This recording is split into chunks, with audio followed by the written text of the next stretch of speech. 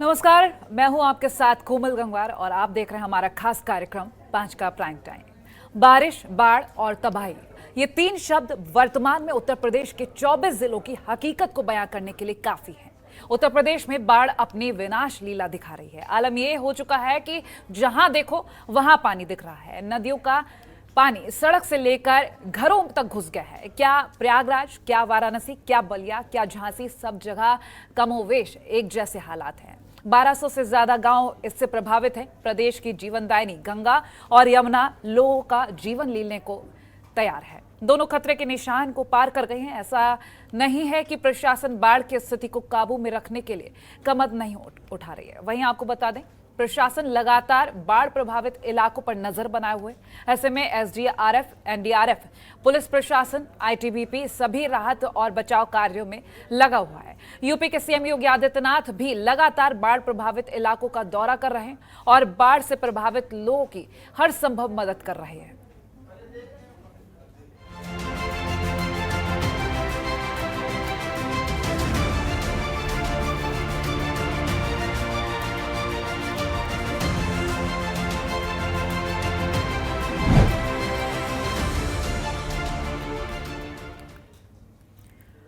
और वहीं यूपी में बाढ़ का कहर देखने को मिल रहा है। लगातार प्रदेश के 23 जिले बाढ़ से प्रभावित हुए हैं। बता दें, गाजीपुर में बाढ़ से हाल खराब हो चुके हैं। गंगा खतरे के निशान से 32 सेंटीमीटर ऊपर बह रही है। वहीं आपको बता दें, सीएम योगी आदित्यनाथ बाढ़ से जूझ रहे जिलों का जायजा ले रहे हैं। आज सीएम योगी गाजीपुर और बलिया के बाढ़ प्रभावित इलाकों का दौरा कर रहे थे। बता दें, यहां पर सीएम ने कहा कि हरियाणा, राजस्थान और मध्य प्रदेश की वजह से यूपी में बाढ़ आई है। फिलहाल ये रिपोर्ट देखिए।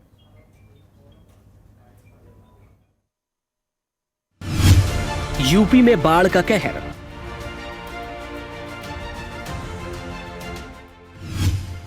बाढ़ में डूबे बलिया का सीएम ने किया दौरा।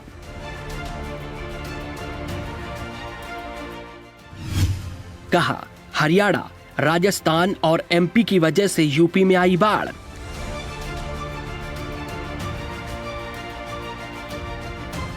यूपी के करीब 23 जिले बाढ़ से जूझ रहे हैं। बड़ी आबादी अपना घर छोड़कर या तो राहत शिविर में है या फिर सड़कों पर। सीएम योगी आदित्यनाथ बाढ़ से जूझ रहे जिलों का जायजा ले रहे हैं। शुक्रवार को सीएम गाजीपुर के बाद बलिया पहुंचे हैं। गाजीपुर और बलिया में लगभग 100 गांव प्रभावित हैं, जबकि 1.5 लाख की आबादी पलायन को मजबूर है।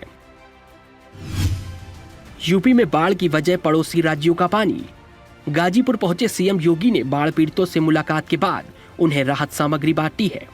इसके बाद सीएम ने कहा, यूपी में बाढ़ हरियाणा, राजस्थान और मध्य प्रदेश से छोड़े गए अतिरिक्त पानी की वजह से आई है, जिसकी वजह से यूपी के 24 जिलों में 620 गांव प्रभावित हैं। ये बाढ़ प्रदेश के अंदर हुई बरसात से कम राजस्थान, मध्य प्रदेश में और हरियाणा से कोटा बांध राजस्थान, माता टीला बुंदेलखंड मध्य प्रदेश और हथनी कुंड बांध हरियाणा से अतिरिक्त जल छोड़ने के कारण यमुना, चंबल, बेतवा नदी में अत्यधिक जल प्रवाह के कारण बाढ़ से लगभग 24 जनपद प्रदेश के अंदर प्रभावित हुए हैं, जिनमें 600 से अधिक गांवों पर इसका असर पड़ा है। गाजीपुर की 32 ग्राम पंचायत पानी में डूब चुकी हैं। सीएम ने मौके पर मौजूद जनप्रतिनिधियों को भी नसीहत देते हुए कहा है कि आप भी बाढ़ पीड़ितों की मदद कीजिए। बाढ़ से लगभग 24 जनपद प्रदेश के अंदर प्रभावित हुए हैं, जिनमें 600 से अधिक गांवों पर इसका असर पड़ा है। मैंने इन जनपदों की व्यापक वहां पर निरीक्षण भी किया है और बाढ़ प्रभावित क्षेत्रों की समीक्षा भी की है। युद्ध स्तर पर कार्य चल रहे हैं। हर प्रभावित गांव में नाव या फिर एसडीआरएफ, एनडीआरएफ या पीएसी की फ्लड यूनिट को लेने की कार्रवाई पूरी की जा चुकी है। युद्ध स्तर पर राहत कार्य चल रहे हैं। कुछ परिवारों को जहां पर जिनके घरों में पानी घुस चुका है उन्हें सुरक्षित राहत शिविरों में लाकर के उनके लिए उस प्रकार की राहत सामग्री के साथ साथ फूड पैकेट के वितरण की कार्रवाई भी संपन्न हो रही है। जिला प्रशासन को स्पष्ट निर्देश दिए गए हैं कि हर एक प्रभावित गांव के लिए एक नोडल अधिकारी की तैनाती जो पहले से है उसको और पुख्ता किए जाने की आवश्यकता है। राहत सामग्री पर्याप्त मात्रा में वितरित किए जाने की आवश्यकता है और समय पर किए जाने की आवश्यकता है। और अब धीरे धीरे करके पानी घटता हुआ दिखाई दे रहा है। इस समय सतर्कता बरतने की आवश्यकता है। कटान नदी के तटवर्ती क्षेत्रों में हो सकता है, तो सिंचाई विभाग के अधिकारियों को इस बारे में निर्देश दिए गए हैं कि वे इस बात को सुनिश्चित करेंगे कि कटान अवरोधक कार्य उन क्षेत्रों में जहां पर संभावित कटान की आशंका है वहां पर इस कार्य पे धनराशि की कमी कहीं नहीं, इस कार्य को तत्परता के साथ वहां संपन्न करें। गाजीपुर में बाढ़ से हाल खराब, 5 तहसील के 30 गांव प्रभावित। गाजीपुर में बाढ़ से हाल खराब है। गंगा खतरे के निशान से 32 सेंटीमीटर ऊपर बह रही है। 5 तहसील के तकरीबन 30 गांव बाढ़ से प्रभावित हैं, जबकि लगभग 8 से 10 हजार की आबादी पलायन को मजबूर है। बलिया में 54 गांव की 1.5 लाख से ऊपर की आबादी प्रभावित। बलिया में 54 गांव की 1.5 लाख से ऊपर की आबादी प्रभावित है। इसके अलावा आधा दर्जन गांव वे हैं जिनकी आबादी तो प्रभावित नहीं है, लेकिन उनके कृषि योग्य भूमि पूरी तरह जलमग्न हो गई है। राहत बचाव कार्य के लिए एनडीआरएफ, एसडीआरएफ और जल पुलिस की तैनाती की गई है, जिनके पास 12 स्टीमर युक्त रबर बोट्स हैं। लगातार 2-3 दिनों से बाहर हाल चाल ले रहे थे, लेकिन पता चला कि जो गांव के अंदर जो लोग रह गए हैं वो काफ़ी परेशानी में, तो उनका हम लोग हाल चाल लेने के लिए आज गांव के अंदर आए थे और मैंने यहाँ पर लोगों की समस्याएं देखी, उनकी पीड़ा को समझने का प्रयास किया और माननीय सांसद जी के सुझाव पर ही आज मैं यहाँ पर आया। तो यहाँ पर मुझे जो महसूस हुआ कि पानी, प्रकाश ये सबसे बड़ी समस्या है और मवेशियों की भूसा वसा की भी काफ़ी दिक्कत है, लेकिन जो सबसे बड़ी समस्या है वो प्रकाश की समस्या है। सामान यहाँ पे बगल में एक मठिया थी जो कट गया और उसके बाद मेरा ही नंबर है घर का, कब जा सकता है कोई इसका गारंटी नहीं है। तो क्यों सामान निकाल? अब सामान सुरक्षित जगह पे जा रहे हैं, कब गिर जाएगा इसका कोई क्या गारंटी है। वाराणसी का दौरा कर चुके हैं सीएम। मुख्यमंत्री योगी आदित्यनाथ गुरुवार को वाराणसी का दौरा कर चुके हैं। सीएम संस्कृत विश्वविद्यालय से सीधे राजघाट पहुंचे थे, जिसके बाद उन्होंने एनडीआरएफ के मोटर बोट से पुल तक गंगा और वरुणा नदी के बाढ़ प्रभावित क्षेत्रों का जायजा लिया था। प्रदेश के कई जिले बाढ़ से बेहाल हैं। वाराणसी, प्रयागराज, बलिया, मिर्जापुर के कई इलाके पानी में डूब गए हैं। यूपी के 1243 गांवों में 5 लाख से अधिक लोग बाढ़ से प्रभावित हुए हैं। राज्यों में पिछले 24 घंटे में औसत 13.1 मिलीमीटर बारिश हुई है, जो सामान्य से 154% अधिक है। ब्यूरो रिपोर्ट, जनतंत्र टीवी। और वहीं वाराणसी में गंगा का जलस्तर लोगों की टेंशन बढ़ा रहा है। बता दें, गंगा नदी में पानी लगातार बढ़ता जा रहा है। पहले ही रौद्र रूप में दिख रही गंगा नदी बारिश के कारण 1 सेंटीमीटर प्रति घंटे की गति से बढ़ रही है। कई घाट पूरी तरह से जलमग्न हो चुके हैं और वहीं कई इलाकों को शहर से संपर्क टूटते हुए देखा जा रहा है। ऐसे में किसी संभावित हादसे को रोकने के लिए अब पुलिस, एनडीआरएफ के साथ साथ आईटीबीपी के जवानों की भी तैनाती की गई है। और वहीं केंद्रीय जल आयोग के मुताबिक वाराणसी में गंगा का जल स्तर 72.12 मीटर तक पहुंच गया है और अभी भी इसमें 1 सेंटीमीटर प्रति घंटे की रफ्तार से बढ़ोतरी हो रही है।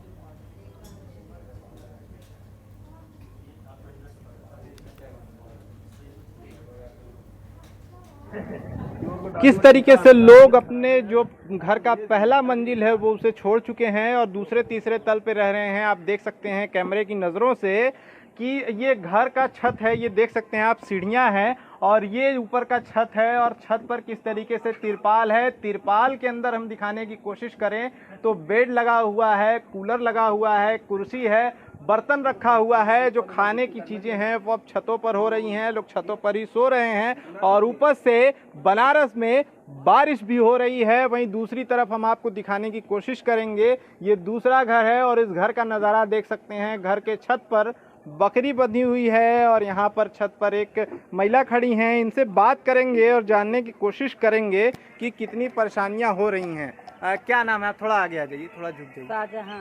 थोड़ा बैठ जाइए, आप बैठ जाइए। क्या नाम है? शाहजहां। ये बताइए कि क्यों बकरी आप अपना ऊपर छत पर बांधी हैं? का करे बेटा, नीचे रहे के साधन है ही नहीं। अब जैसा मेरा जीवन है वैसा मेरा बकरी का भी जीवन है। अपना जीवन छोड़ सकते हैं, जानवर के जीवन नहीं छोड़ सकते। हाँ। अब बहुत परेशानी है, अब का किया जाए।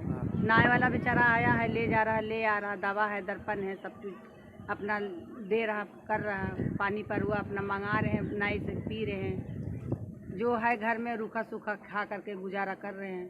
कितने दिन से ये परेशानी है? कितने दिन हो गए आपको अपने छत पर गुजर बसर करते हुए? आज 6वां दिन है। 6 दिन हो गए। 6 दिनों में अगर हम बात करें तो जिला प्रशासन की कोई मदद आपको मिली? नहीं बेटा, अभी कुछ नहीं मिली है। कोई राशन सामग्री कुछ इस तरीके की एक चीज? टिंगना नहीं मिला हम लोग के, कुछ भी नहीं। कुछ भी नहीं। जिला प्रशासन का कहना है कि हर एक बाढ़ पीड़ित तक पहुंचा जा रहा है। राशन सामग्री की बात करें, दूध, ब्रेड, फल, सब्जी, ये सब बांटे जा रहे हैं। तो आपको आज तक अभी तक कुछ नहीं? अभी तक ही मोहल्ले में एक तो टिंका तक नहीं कोई के मिला है। पूरे मोहल्ले की बात करें? पूरी मोहल्ले की बात करें, अभी कोई भी एगो टिंका इधर नहीं बांटी से आने कुछ मिला है। जो अपना रूखी सूखी है घर में चटनी रोटी आदमी खा रहा है। तो इनके सामने ये समस्या है कि जानवर को लेकर कहाँ जाएं और लोगों को किस तरीके से जो घर के और परिवार के सदस्य हैं उनको अगर बाढ़ राहत शिविरों की बात करें तो अगर पूरी तरीके से इंतज़ामात वहाँ अच्छे होते तो लोग ज़रूर अपने घरों से वहाँ जाकर रहते। लेकिन सबसे बड़ी समस्या ये है कि वहाँ अपने मवेशियों को किस तरीके से रखेंगे। यही कारण है कि घर के छतों पर लोग जीवन यापन कर रहे हैं, मवेशियों के साथ जीवन यापन कर रहे हैं। और सबसे बड़ी और महत्वपूर्ण बात यह है कि लगभग 6 से 7 दिन हो गए इस बाढ़ को। आज तक जिला प्रशासन का कोई भी इंतज़ाम, कोई भी राहत, किसी भी तरीके का पैकेट, किसी भी तरीके का चावल, दाल, गेहूं, सब्जी यहाँ उपलब्ध नहीं कराया गया। और लोग किसी भी तरीके से अपना जीवन यापन कर रहे हैं। स्थानीय लोग पूरी तरीके से देवदूत बनकर सामने आए हैं और स्थानीय लोग ही लोगों की मदद कर रहे हैं, जिस कारण से लोग अपना जीवन यापन कर रहे हैं और मवेशियों को भी अपने साथ अपने छतों पर बांधे हुए हैं। सहयोगी अनिल के साथ मैं अभिषेक श्रीवास्तव, जनतंत्र टीवी, वाराणसी। चित्रकूट में यमुना नदी का जलस्तर लगातार बढ़ रहा है। जिले के चारों तरफ तहसील के 50 से ज्यादा गांव बाढ़ की चपेट में हैं और कई घरों की एक मंजिला इमारत भी डूब चुकी है। बता दें, साथ ही किसानों की सैकड़ों एकड़ फसल पूरी तरह से जलमग्न है।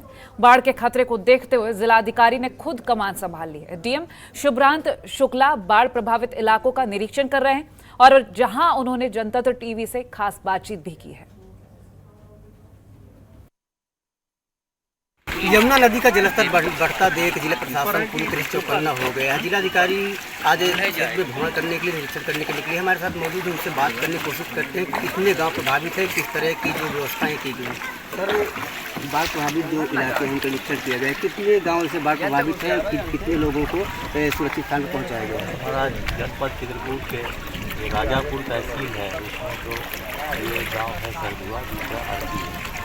तो ये गाँव अभी जो है इस तरह से प्रभावित है कि महरूम हो गए हैं ये गाँव। और इस सरदुआ में तो आपने कहीं देखा कि इसमें करीब 19 परिवार जो है इसमें हमारे जो अस्थायी शरणालय है विद्यालय में बनाया गया है, इसमें यहाँ पे रह रहे हैं, उनके घरों में पानी चला गया। अभी जो वर्तमान में ट्रेंड है वो ये है कि धीरे धीरे पानी कम हो रहा है। तो ऐसी उम्मीद की जा रही है कि कल शाम तक ये पानी कम हो जाएगा।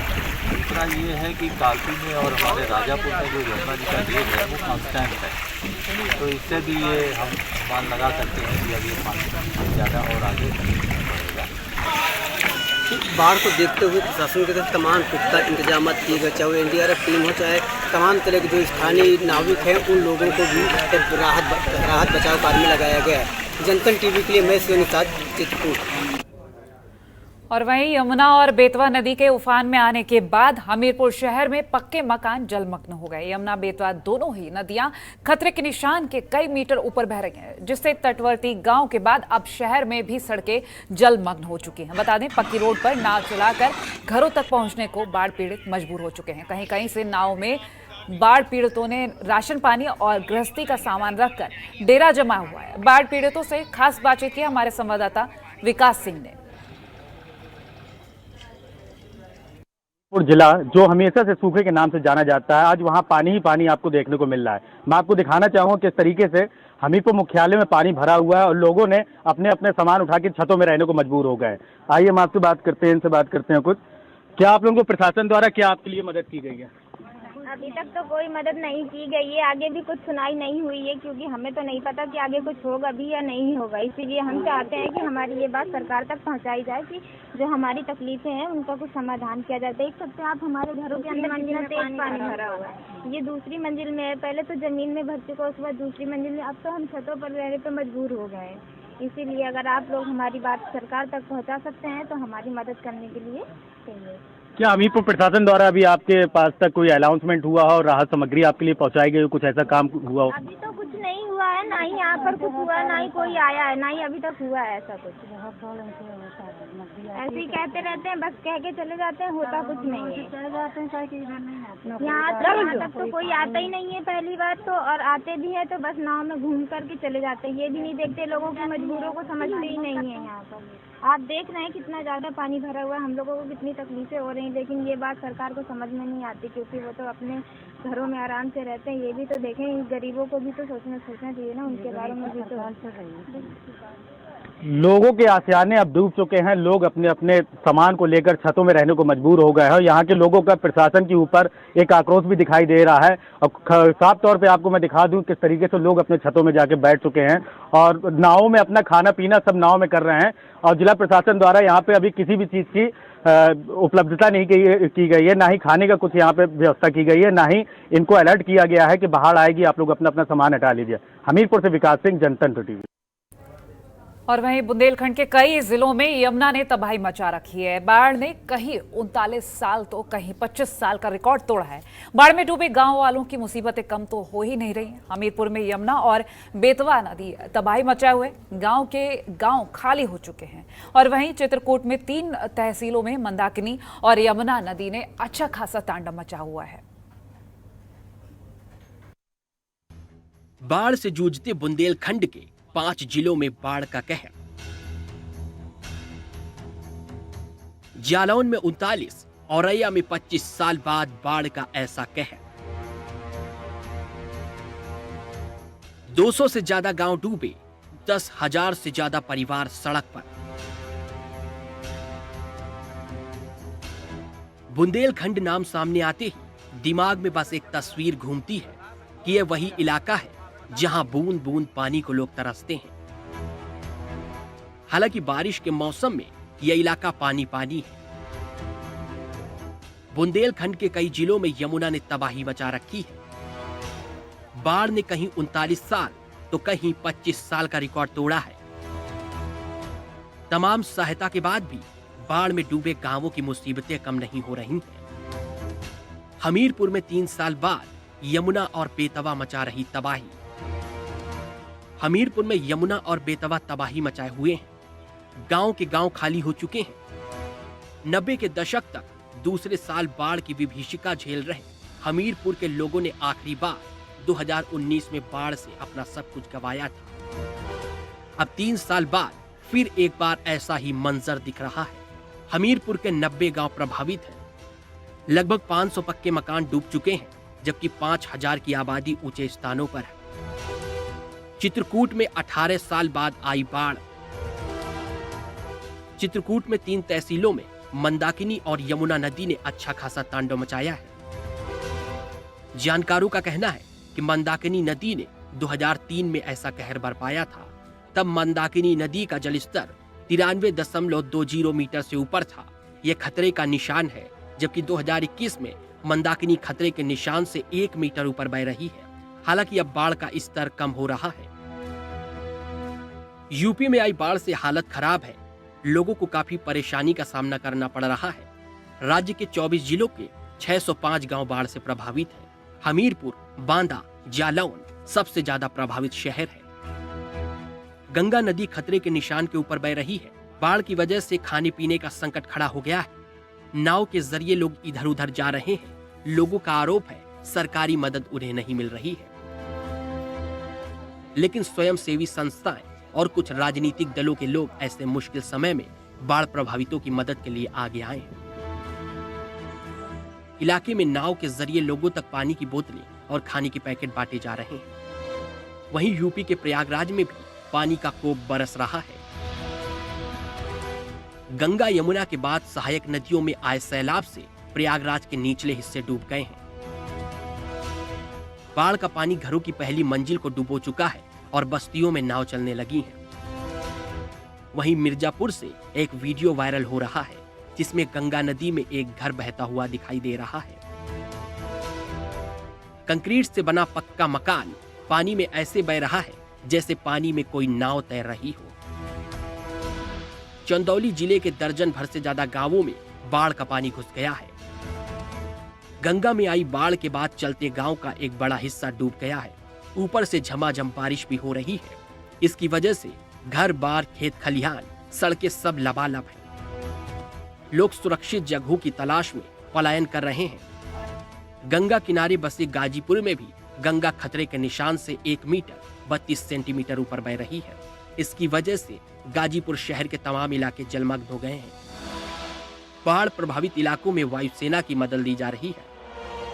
यूपी में बाढ़ प्रभावित इलाकों में वायुसेना की मदद ली जा रही है। एयरफोर्स के हेलीकॉप्टर बाढ़ प्रभावित इलाकों में राहत सामग्री गिरा रहे हैं। ब्यूरो रिपोर्ट, जनतंत्र टीवी। और फिलहाल हमारी खास पेशकश में इतना ही। देखते रहिए जनतंत्र टीवी। नमस्कार। खबरों के निष्पक्ष विश्लेषण के लिए सब्सक्राइब करें Jantantra TV and press the bell icon. Never miss any update.